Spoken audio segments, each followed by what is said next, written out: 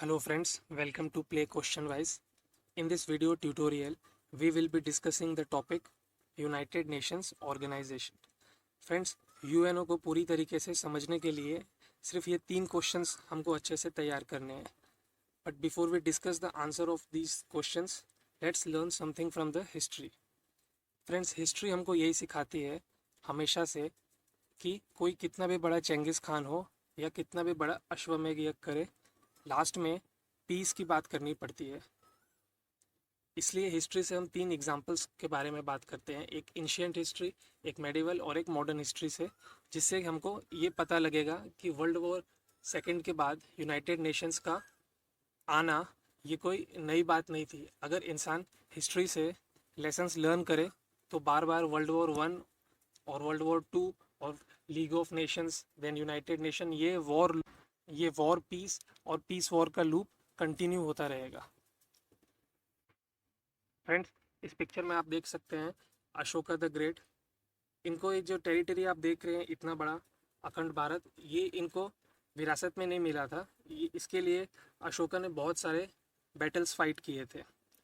Friends, ऐसा माना जाता है कि अशोका ने सिंहासन पाने के लिए ही अपने 99 हाफ ब्रदर्स एंड सिस्टर्स का मर्डर किया था और तब जाके वो मगध के सम्राट बने थे. मगध का सम्राट बनने के बाद उनको जितना विरासत में जितना उनको मिला था टेरिटरी, वो उससे कभी संतुष्ट नहीं हुए थे. And he fought many battles after battles. And इस पिक्चर के आप 5th और 6th सेक्शन में देखिए, ये जो टेरिटरी है ये सारा अशोक ने ही एक्वायर किया था और इसके लिए बहुत सारा खून बहाया गया था. पर सबसे इम्पोर्टेंट बैटल जो उनकी लाइफ का था वो था कलिंग की लड़ाई, जो 261 BCE हुई थी. और ऐसा बोलते हैं कि इस बैटल फील्ड के नज़दीक से जो रिवर दया पास होती है वो पूरी लाल हो गई थी. और ये लाल हो गई थी because of the blood of the soldiers that was coming from the battle field near by. Historians के रिकॉर्ड के अकॉर्डिंग 1 लाख से ज़्यादा कलिंगन वॉरियर्स की डेथ हुई थी और उससे भी ज़्यादा तो इंजर्ड हुए थे. और same number of casualties opposite side से, that is from Mauryan side से भी हुई थी. एक इंसान भी नहीं बचा था इस बैटल के बाद जिसे सम्राट अशोक अपना गुलाम बना सके. तो ये वायलेंस का जो ये हाईएस्ट पीक लेवल देखा, जो कि हमने वर्ल्ड वॉर 2 में एटम बम के रूप में न्यूक्लियर बॉम्ब अटैक जब अमेरिका ने जापान पे किया तब देखा. तो उसके बाद हमेशा यही होता है कि इंसान को अकल आती है. और आप देखिए इस पिक्चर में कि कैसे सम्राट अशोक एकदम हार के बैठे हुए हैं बैटल फील्ड में और उसके बाद अपना उन्होंने स्वॉर्ड त्याग दिया. स्वॉर्ड त्याग दिया से यहाँ पे इसका मतलब है कि उन्होंने सारा अपना मटेरियल एस्पिरेशन गिव अप कर दिया. और इसलिए हम हिस्ट्री में ऐसा समझते हैं कि Kalinga war was definitely a battle that changed Ashoka forever. और सारे एविडेंस है, आप देखिए कि इस नेक्स्ट पिक्चर में कि कैसे सम्राट अशोक ने अपनी तलवार बौद्ध भिक्षुओं के पैरों में रख दी है और उनसे नॉलेज सीख कर रहे हैं. जब उनको ये बुद्धिज़्म का नॉलेज उनको मिला इन बौद्ध, उसके बाद उन्होंने ये नॉलेज स्प्रेड किया जगह जगह जाके. इस पिक्चर में आप देख सकते हैं किंग सम्राट Ashok, a very powerful emperor, spreads Buddhas preaching across the world. ना सिर्फ वो खुद इसमें इन्वॉल्व थे, उन्होंने अपनी फैमिली, उन्होंने अपने बेटे महेंद्र और बेटी संगमित्रा, इनको श्रीलंका भेजा था लॉर्ड बुद्धास की प्रीचिंग को स्प्रेड करने के लिए और लोगों को अवेयर करने के लिए अबाउट पीसफुलनेस. फ्रेंड्स, उसके बाद हम देखिए मेडिवल हिस्ट्री से एक सबक सीखते हैं. अकबर जो थे वो सबसे ग्रेट कहलाए क्योंकि रूलर्स बहुत सारे आए, पर एंशिएंट हिस्ट्री में जो सबसे बड़े रूलर थे वो जैसे किंग अशोक थे, वैसे ही मेडिवल में एम्परर अकबर थे, because he ruled over India for more than 50 years.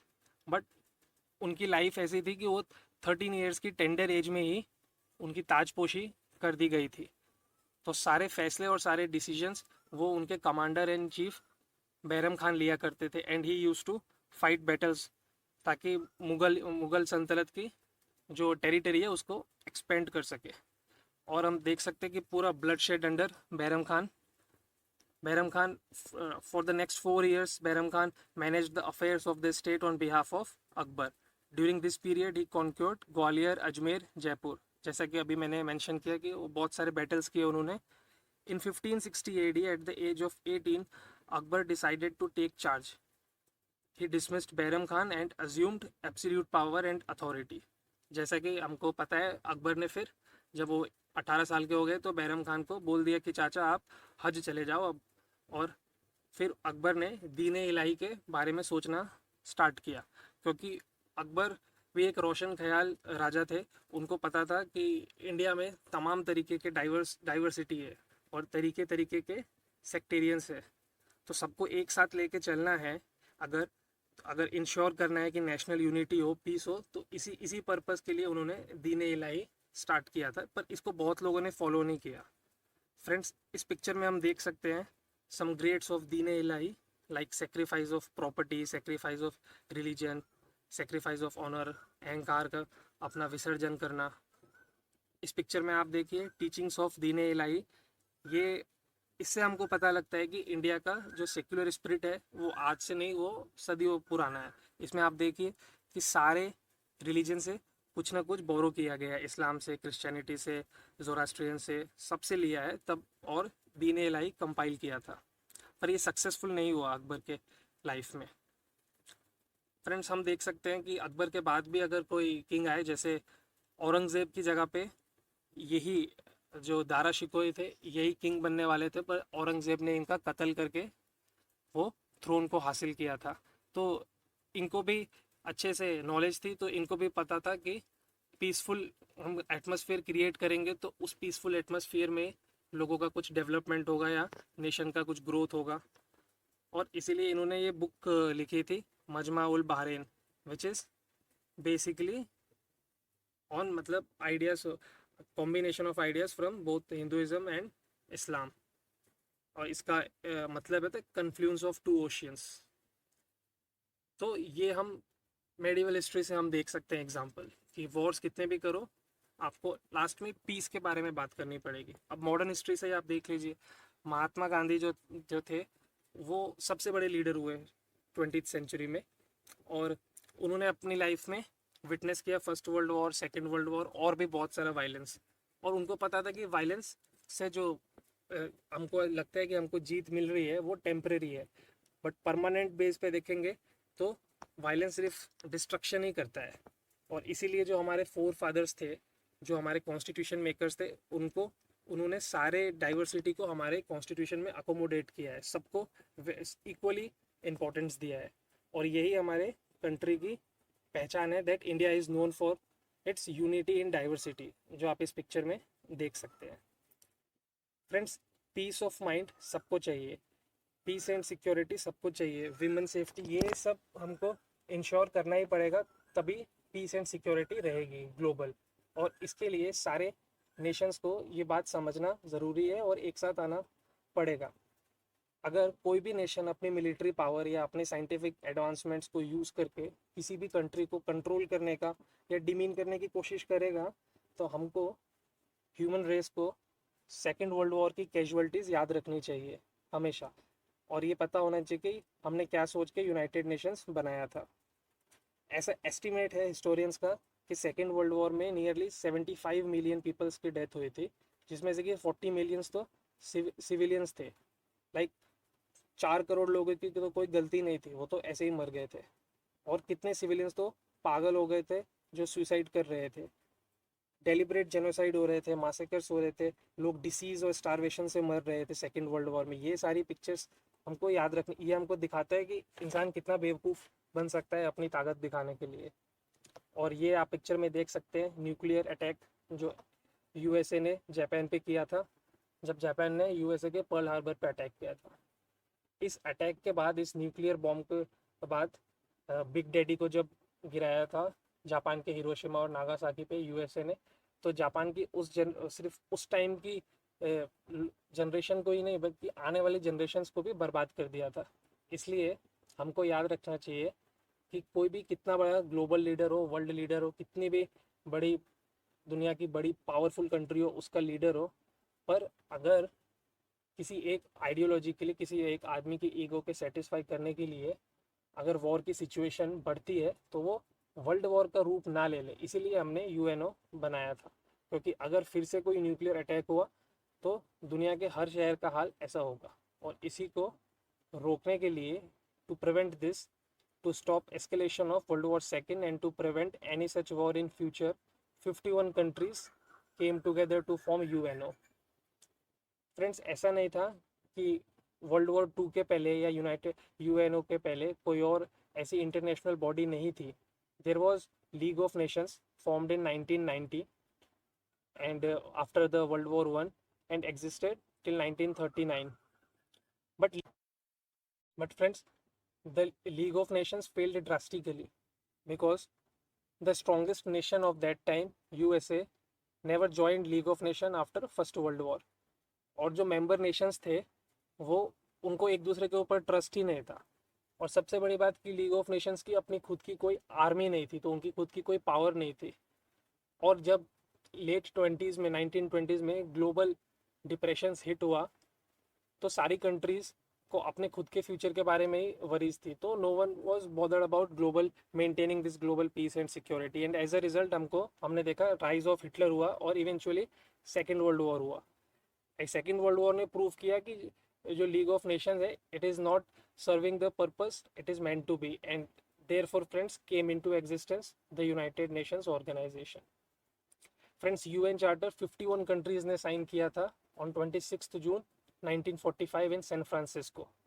और ये जो चार्टर है ये came into force on 24 October 1945। इसी को हम यूएन डे की तरह सेलिब्रेट करते हैं। फ्रेंड्स, ये यूएनओ जो 51 कंट्रीज का इनिशिएटिव था, today there are 193 member nations of the UNO. So friends, now let's come to our main topic and study about United Nations Organization. Friends, इस picture में जो बिल्डिंग दिख रही है, this is the main headquarter of UNO. So UNO founded on 24 October 1945 San Francisco. Friends, हमारा जो first question था वो यही था कि व्हाट इज़ यूएनओ, उसके ऑब्जेक्टिव्स क्या है और उसके प्रिंसिपल्स क्या है। तो इसको हम डिस्कस करते हैं, जो कि मैंने मेंशन किया था कि UNO was founded in 1945। Second world war के बाद 51 कंट्रीज आई थी जिन्होंने चार्टर साइन किया था। Actually Poland was the 51st country. वो उस टाइम प्रेजेंट नहीं था, लेकिन बाद में उसने भी सपोर्ट किया था। So officially came into existence on 24 October 1945 and these are the 5 main purpose of UNO, that to keep peace throughout the world, to develop friendly relations among nations, to help nations work together to improve the lives of poor people, to conquer hunger, disease, illiteracy, and to encourage respect for each other's right and freedoms, to protect earth and environment, and to be a center for harmonizing the actions of nations to achieve these goals. Now let's see principles of the UNO. UNO in principles and ideal से inspirations लेता है। That पहली बात तो सबसे कि सारी country को सोवरन इक्वलिटी है, विच मीन्स कि वो अपने इंटरनल डिसीजंस लेने के लिए इंडिपेंडेंट है। लेकिन जितने भी मेंबर स्टेट्स हैं उनको जो यूएन का चार्टर है उसे भी ओबे करना पड़ेगा। और मेंबर नेशंस को they must always try to settle their differences by peaceful means. कोई भी यूएनओ का मेंबर नेशन फोर्स यूज नहीं करेगा या ऐसे थ्रेटन नहीं करेगा to use force. The UNO may not interfere in the domestic affairs of any country. Countries should try to assist the UN. So friends, these are the principles from which UNO takes its inspiration.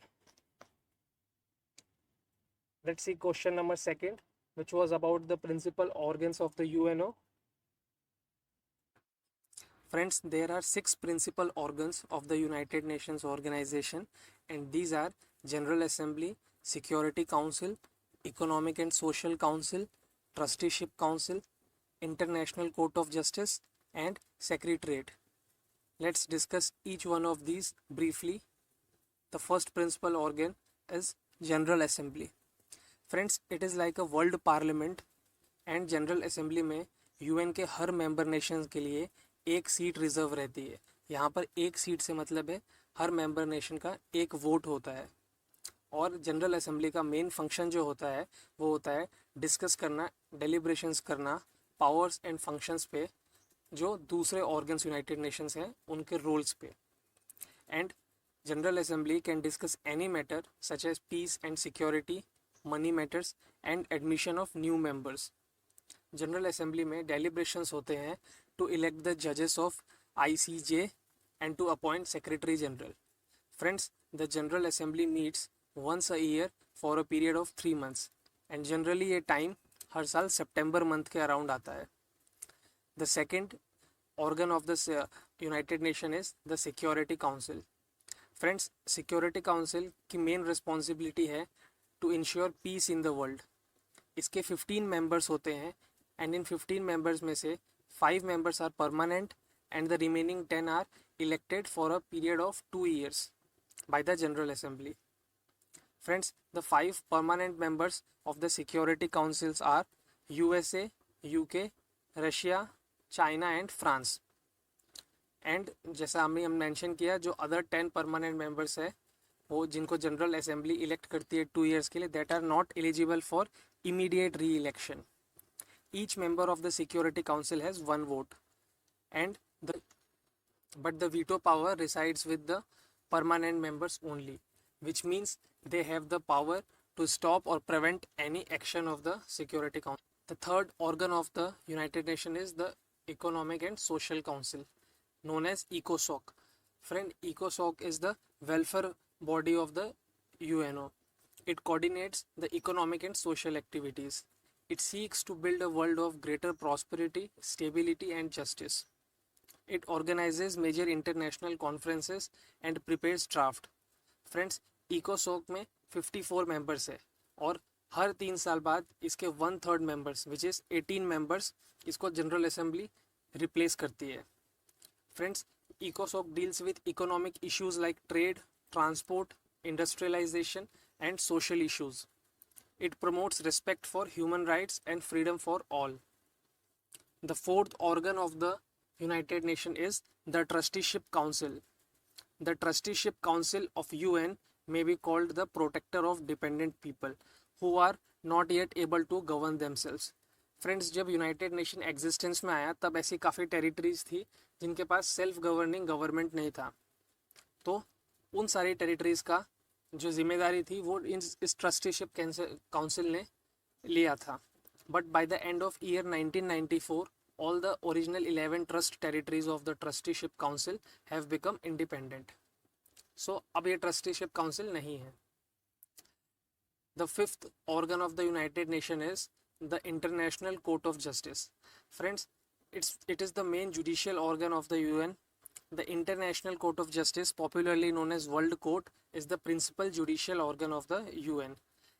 International Court of Justice में friends कोई private person या private party के hearing नहीं होती है. It settles legal disputes between states, और वो भी तब जब दोनों स्टेट्स की मर्जी हो कि आप हमको एडवाइस करो, आप हमारे डिस्प्यूट को सॉल्व करो. सिर्फ उसी कंडीशन में ICJ हियरिंग लेता है.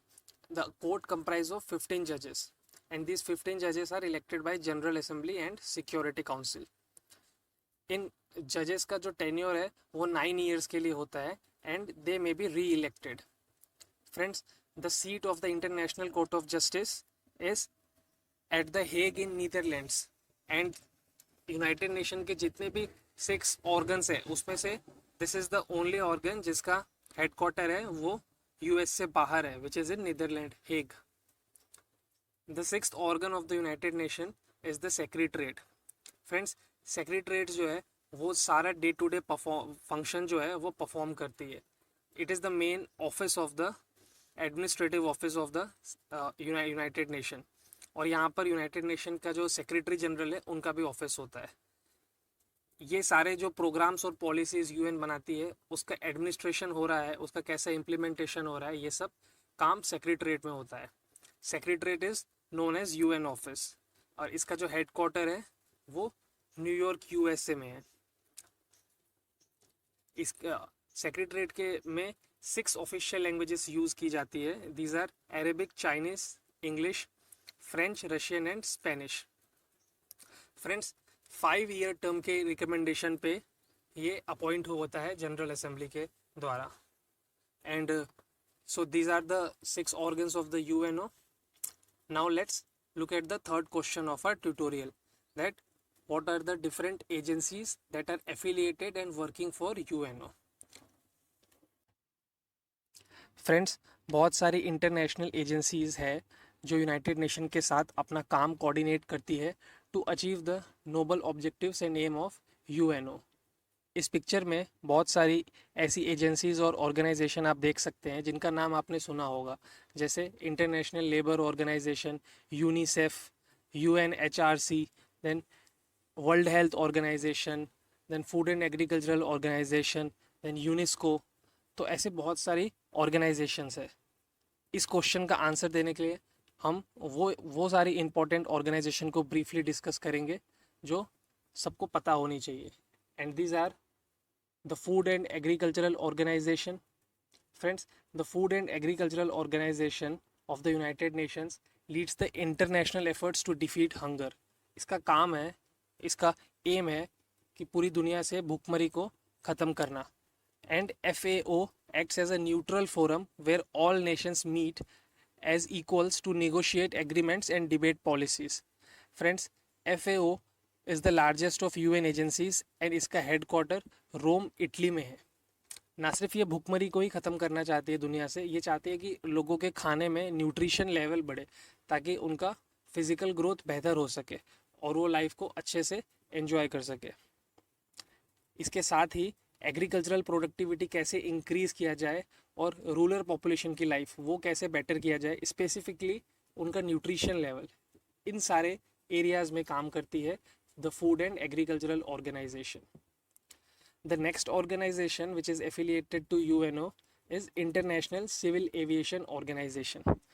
Friends, ज़मीन पे तो इंसान बॉर्डर बना के कंट्रीज़ को सेपरेट कर सकते हैं, बट एयर वो हमको सारी कंट्रीज़ को सेम एयर स्पेस यूज़ करना है. तो हम किसी को एक कंट्री दूसरे कंट्री के नॉर्म्स को वायलेट ना करे, इसलिए इंटरनेशनल सिविल एविएशन ऑर्गेनाइजेशन है.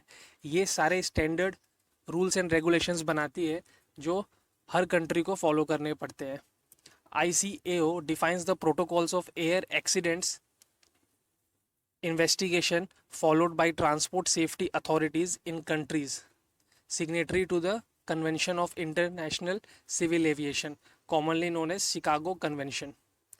Friends, ICAO also solves disputes between two countries. And जो भी principles and techniques है of international air navigation and foster the planning of development of international air transport, ये सब ICAO करती है to ensure safe and orderly growth. इसका headquarter Montreal Canada में है. Friends, the next agency that works in coordination with UN is International Fund for Agricultural Development.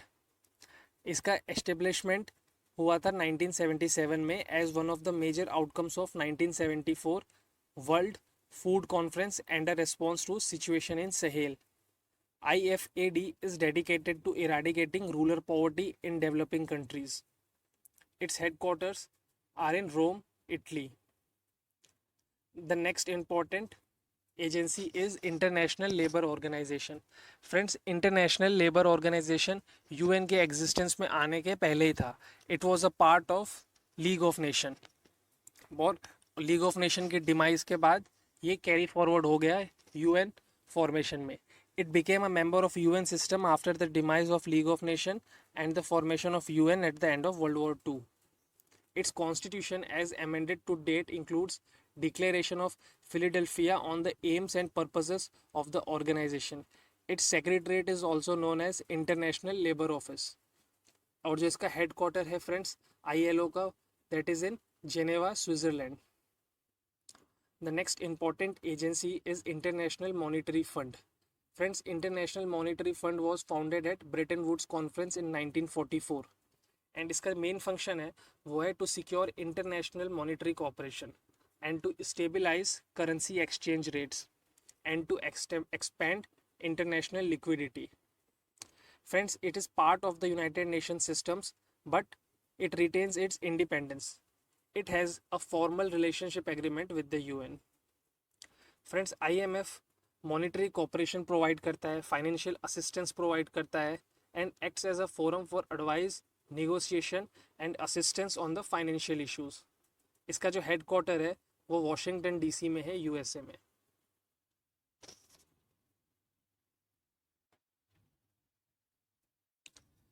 Friends, the next international agency is International Telecommunication Union. This was stabilized to standardize and regulate international radio and telecommunication. This was founded as the International Telegraph Union in Paris on 17th May 1865. इतनी पुरानी बात है क्योंकि उस time 19th and 20th century में any device using which we can transmit our information or communicate with people in other part of the world was radio only. So radio was very important. The main tasks include standardization, allocation of radio spectrum, and organizing interconnection arrangements between different countries to allow international phone calls. In which regard it performs for telecommunication a similar functions to what the UPU performs for postal services. इसका जो headquarter है वो Geneva Switzerland में है, which is next to the main United Nations campus. The next international agency that works in coordination with UN is UNESCO, and UNESCO is very important agency because वो United Nations के बहुत सारे important ambitions और objectives को satisfy करता है, उसके लिए काम करता है. The UN educational scientific cultural organization is a specialized agency of the United Nations established in 1946 with its headquarters in Paris, France. Its stated purpose is to contribute to peace and security by promoting international collaboration through education, science, culture in order to further universal respect for justice, the rule of law and the human rights and the fundamental freedoms proclaimed in the UN Charter. आपने सुना होगा कि India में बहुत सारे heritage है which are UNESCO protected heritage. तो UNESCO का ऐसे ही काम होता है कि एनवायरनमेंट को बचाना, जैसे कि बायोस्फीयर्स हो या फिर ये ताजमहल या रेड फोर्ट, ऐसी बिल्डिंग्स या मोनूमेंट्स, ये सारी ऐसी कल्चरल और साइंटिफिक एंड एजुकेशनल चीज़ों में इन एरियाज़ पे काम करता है. The next international agency is universal postal union. Friends, universal postal union is similar to the international telecommunication union. Actually ये उसका ही पार्ट था, जिसका हेडक्वार्टर बर्न स्विट्जरलैंड में है. It coordinates postal policies between member nations and hence the worldwide postal system. Each member country agrees to the same set of terms for conducting international postal duties. The next very important international agency is the World Bank. Friends, World Bank Group is sometimes considered to be a specialized agency. It is part of United Nations, but उसका एक formal relationship agreement है with UN. बाकी world bank अपना खुद एक independent bank है, and it comprises of 5 legally separate but affiliated institutions, and these 5 institutions are IBRD, which is International Bank for Reconstruction and Development, then IFC, the International Finance Corporation, then the International Development Association, the Multilateral Investment Guarantee Agency MIGA, and the International Center for Settlement of Investment Dispute ICSID. Friends, world bank एक बहुत ही vital source है of financial and technical assistant to developing countries around the world. World bank का जो mission है वो है poverty के साथ फाइट करना with passion and professionalism for lasting results and to help people in helping themselves and their environment by providing resources, sharing knowledge, building capacity and forging partnerships in the public and private sectors. इसलिए बहुत सारे developing countries, चाहे वो African countries हो या Asian countries हो, आपने देखा होगा वर्ल्ड बैंक वहाँ पे बहुत सारा इन्वेस्टमेंट करती है टू डेवलप द इंफ्रास्ट्रक्चर. क्योंकि अगर जब रोड और इंफ्रास्ट्रक्चर ये सब कंस्ट्रक्ट करेंगे तो उसके बाद वहाँ के लोकल लोगों का अपने आप सोशल डेवलपमेंट होगा, and this is what is the objective of world bank. So friends, this is about United Nations organization. अगर आपको ये वीडियो थोड़ी इन्फॉर्मेटिव लगी तो लाइक को हिट कीजिए एंड ये वीडियो अपने फ्रेंड्स के साथ शेयर कीजिए, और इस चैनल को आप सब्सक्राइब कर सकते हैं. Thank you very much for watching this video friends.